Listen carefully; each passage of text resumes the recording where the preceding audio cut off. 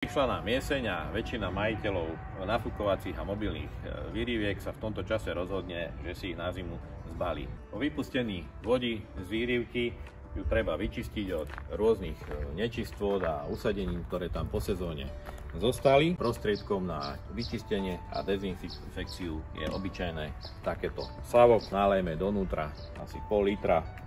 Zobereme si čistý bežný zmeták a poriadne tú výrivku vyšúchame tam, kde sú tie flaky, takisto boky.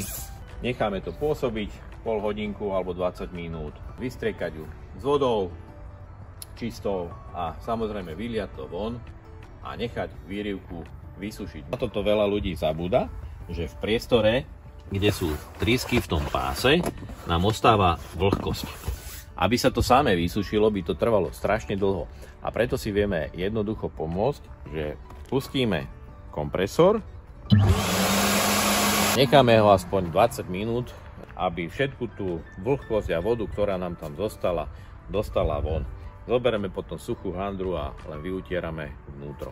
A ideme sa pozrieť, ako vyčistiť vonkajšiu časť výrivky. Zase používame tie najjednoduchšie prípravky, obyčajnú čistú vodu a jar, nič agresívne. A všetky tie drobné nečistoty, čo tu máme od dažďa a prach, vyutierame. Zoberieme silikónový olej na ochranu plastov a celú výrivku takto nastriekame a ošetríme.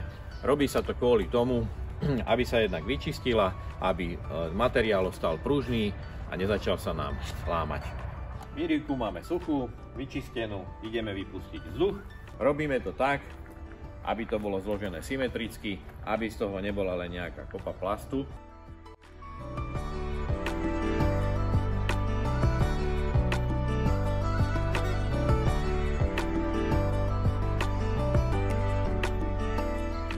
A ešte jeden tip na záver.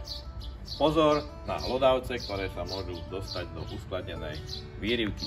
Ďakujem za pozretie tohto videa. Ak sa vám páčilo, dajte like alebo ho zdieľajte.